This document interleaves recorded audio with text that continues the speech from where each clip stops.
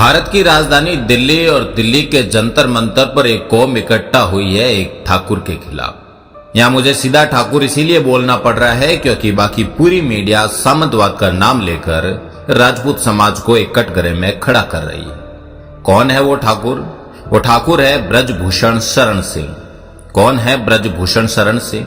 लगातार 6 बार से सांसद और 11 साल से भारतीय कुश्ती महासंघ के अध्यक्ष। क्यों है चर्चा में?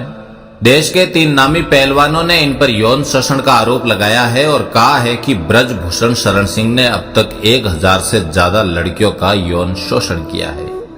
ये कितनी डरावनी बात है और सच में डरावनी बात है, लेकिन आज तक 1000 लड़कियों में से 2-3 के अलावा किसी ने आरोप तक नहीं लगाया और ना ही कोई FIR हुई। ये 2-3 कौन है? वो तीनों नामी पहलवान है। यौन शोषण कौन कर रहा है? एक 65 साल का बूढ़ा आदमी। खैर ये तो वो बातें थी जिन्हें जानना जरूरी था। मुद्दे की बात कुछ और है। ब्रजभूषण शरण सिंह ने दीपेंद्र हुड्डा को हराकर भारतीय कुश्ती संघ के अध्यक्ष का चुनाव जीता था। इस साल उनका कार्यकाल पूरा होगा और फिर चुनाव होगा। इसी की वजह से यह सारा यौन शोषण का ड्रामा शुरू हुआ। ब्रजभूषण शरण सिंह कहते रहे कि सबूत दिखा दो, मैं फांसी लगा दूंगा, लेकिन किसी ने सबूत तो छोड़िए एक FIR तक नहीं की। उल्टा जंतर मंतर पर जाकर राजनीति शुरू हो गई। खिलाड़ियों का यह भी एक जाति विशेष के पहलवान कुश्ती को अपनी बपोती समझते हैं। उन्हें यह नागवार गुजर रहा है कि कोई क्षत्रिय इतने समय से कुश्ती संघ का अध्यक्ष बना हुआ है। ब्रजभूषण शरण सिंह ने यह साफ कहा कि ये लोग इस घमंड में रहते हैं कि ये नेशनल नहीं खेलते, सीधा इंटरनेशनल खेलने को कहते हैं। जब उन्होंने ये नियम बनाया कि खिलाड़ी नेशनल प्लेयर से खेलेगा और जो जीतेगा उसे ही अंतर्राष्ट्रीय खेलों में भेजा जाएगा, तो ये इनके घमंड को पसंद नहीं आया। इन खिलाड़ियों को भी पता है कि उनकी उम्र अब इनके फिटनेस का साथ नहीं दे रही और नया यंग खिलाड़ी इन्हें हरा देगा और वो अंतर्राष्ट्रीय टूर्नामेंट के लिए सेलेक्ट हो जाएगा। इसीलिए भी ये ड्रामा किया जा रहा है। जब ये खिलाड़ी बैकफुट पर आने शुरू हुए, क्योंकि न कोई FIR थी न सबूत दिखा सके, इसीलिए इन्होंने एक जांच कमेटी के नाम पर अपना धरना वापस ले लिया।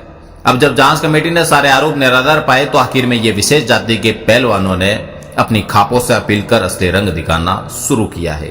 ये पहलवान दुआई दे रहे हैं देश के लिए मेडल लाने की, लेकिन भूलना नहीं इसी समूह का सुशील भी देश के लिए मेडल लाया था, लेकिन उसे अपने साथी खिलाड़ी को आगे बढ़ना पसंद नहीं आया और उसकी हत्या कर दी, जिसकी सजा वो अभी काट रहा है। इसलिए इनके देश के लिए ओलंपिक खेलने के इमोशनल ड्रामों में मत आइए। इन्हें केवल अपनी जाति से लगाव है, देश से कोई लगाव नहीं। हम सभी जानते हैं कि खेलों की इसी गंदी जातीय राजनीति का शिकार नरसिंह यादव भी हो चुका है। क्यों?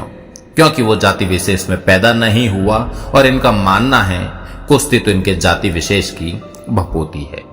इन लोगों ने शर्म बेचकर यौन शोषण तक का आरोप लगा दिया। यदि वाकई आरोपों में कुछ दम था तो अब तक इन्होंने FIR क्यों नहीं की? खिलाड़ियों पर पूरे देश को गर्व है, लेकिन इस तरह जातीय सोच रखने वाले, खेल में खांपों को घुसाने वालों का कोई समर्थन नहीं। इन अहंकारी लोगों को यह अंदाजा नहीं है कि ब्रजभूषण शरण सिंह पूर्वांचल का बाहुबली क्षत्रिय है, ना कि डांगावास का कमजोर किसान जिसे ये दबा देंगे।